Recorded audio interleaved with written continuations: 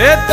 తెల్లని పాలధారలల్ల పల్లె తెల్లారుతుంటదిరా గుళ్ళోని గంటలు కాడెట్ల మెడలోన జంటగా మోగుతూ ఉంటాయిరా నాగలి భుజాన పెట్టుకుంటే దోస్తులు చెయ్యేసినట్టేరా కొట్టు గోదా పక్కన ఉంటే కొండంత బలగం ఉన్నట్టురా చల్లగాలి మోసుకొచ్చెరా సేను సిలకల ముచ్చట్లు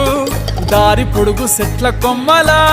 రాలుతున్న పూల సప్పట్లు గట్టి మోపులు కాల్వ గట్టులు చెమట సుక్కల్లో తడిసిన ఈ మట్టి గంధాల